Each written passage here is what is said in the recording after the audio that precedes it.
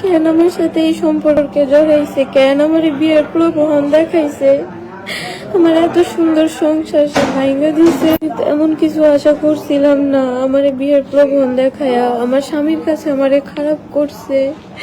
আমার স্বামীর ধরানোর জন্য 5 বার পুলিশ আনছে আমি বাসায়। তার কথা শুনা সে আমারে বলছে তোমার স্বামীরা তুমি ধরাইয়া দাও,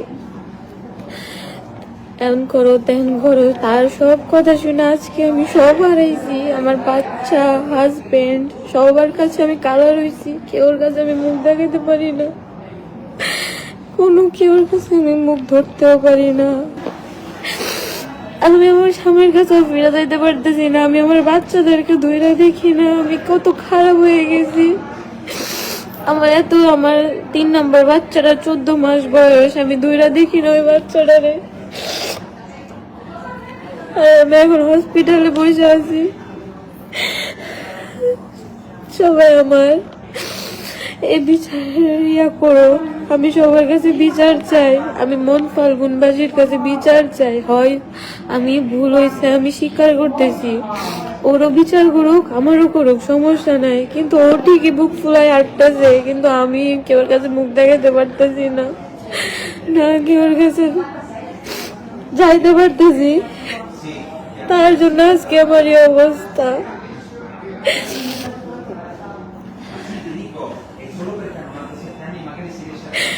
আমি সবার কাছে একটা বিচার যদি আমি তার জন্য সুইসাইড করি, সবাই দায়ী থাকবে।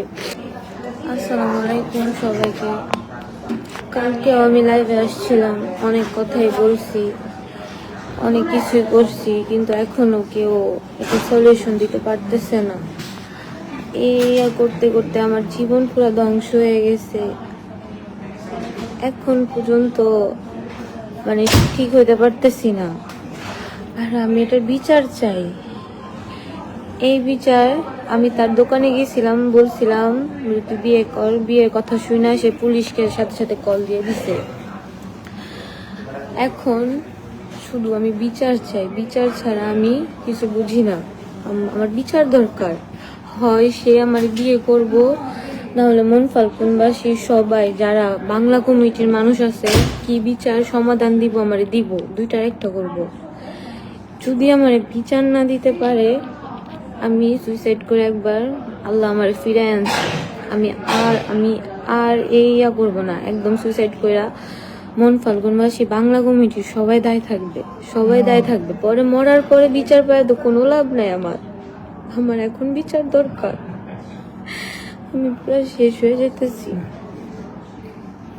আমি এখনো হসপিটাল, আমি পুরো শেষ হয়ে যেতেছি। আমার এই সবের জন্য সব ওই দায়, সব ওই দায়। আমার সাথে এমন হয়েছে আমি জীবনে ভাবতে পারি নাই। ও কেন আসছে আমার সামনে, কেন আমার সাথে এই সম্পর্কে জড়াইছে, কেন আমার বিয়ের প্রলোভন দেখাইছে। আমার এত সুন্দর সংসার সে ভাঙা দিছে। এমন কিছু আশা করছিলাম না। আমার বিয়ের প্রলোভন দেখায়া আমার স্বামীর কাছে আমারে খারাপ করছে। আমার স্বামীর ধরানোর জন্য 5 বার পুলিশ আনছে আমি বাসায়। তার কথা শুনা সে আমারে বলছে তোমার স্বামীরা তুমি ধরাইয়া দাও, এমন করো তেমন করো। তার সব কথা শুনে আজকে আমি সব হারাইছি। আমার বাচ্চা, হাজবেন্ড, সবার কাছে আমি কালা রয়েছি। কেউর কাছে আমি মুখ দেখাতে পারি না, কেউর কাছে আমি মুখ ধরতেও পারি না। আজকে তার জন্য এই অবস্থা আমার। আমি এখন আবার হসপিটালে। আমি নিজে ঠিক করতে পারতেছি না যতক্ষণ পর্যন্ত ওর বিচার যতক্ষণ পর্যন্ত আমি না পাইছি। ও কেন করছে আমার সাথে এমন। হয় ওই বিয়ে করব, না হলে মন ফাল্গুনবাসী কি এটা রায় কি দিব, মন ফাল্গুনের বাংলা কমিটির মানুষরা জানে এটা সমাধান কি দিব। না হলে আমি যদি আবার সুইসাইড করি, যদি আমি সুইসাইড করে মারা যাই, এরপরে তারা দায় থাকবে। উসমান গনি দায় থাকবে, উসমান গনির ছেলে দায় থাকবে, সবাই দায় থাকবে। আমার ফোন দিয়ে হুমকি দেওয়া হইতাছে। তার মামি আমার ফোন দিয়ে হুমকি দিতেছে আমি কেন লাইভে আসি, ইয়ান করি তেন করি। আমি কোনো না খুঁজে আমি লাইভে আসছি, কেন সে আমার সাথে এমন করলো।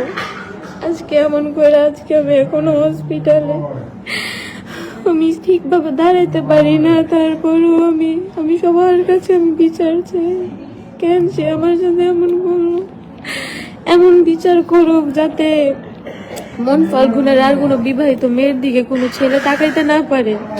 তার এই বিচারের দিক দিয়া দেখা ওর বিচার একটা, ও এত মেয়ের জীবন নষ্ট করছে, সব এখন তুলা উঠতেছে। সে যাতে এখন আমার বিয়ে করে, বিয়ে করলেই এটা ওর একটা শাস্তি। কেউ এই বিচারের পরে কেউ যাতে আর কোনো মা বোন তাদের উপরে তাকাইতে না পারে, এমন বিচার হোক। আমি সবার কাছে অনুরোধ, যেতে পারতেছি না। আমি আমার স্বামীর কাছে ফিরে যাইতে পারতেছি না। আমি আমার বাচ্চাদেরকে ধইরা দেখি না, আমি কত খারাপ হয়ে গেছি। আমার 3 নম্বর বাচ্চাটা 14 মাস বয়স, আমি ধইরা দেখি না ওই বাচ্চাটারে। আর আমি এখন হসপিটালে বসে আছি। সবাই আমার এই বিচার করো, আমি সবার কাছে বিচার চাই। আমি মন ফাল্গুনবাসীর কাছে বিচার চাই। হয় আমি ভুল হয়েছে, আমি স্বীকার করতেছি। ওরও বিচার করুক, আমারও করুক, সমস্যা নাই। কিন্তু ও ঠিকই বুক ফুলায় আটটাছে, কিন্তু আমি কেউর কাছে মুখ দেখাতে পারতেছি না, না কেউর কাছে যাইতে পারতেছি। তার জন্য আজকে আমার এই অবস্থা।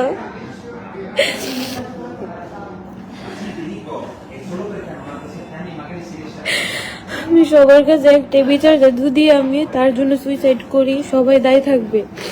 পরে পরে এ সমাধান দিলে আমার কোনো ইয়া হবে না।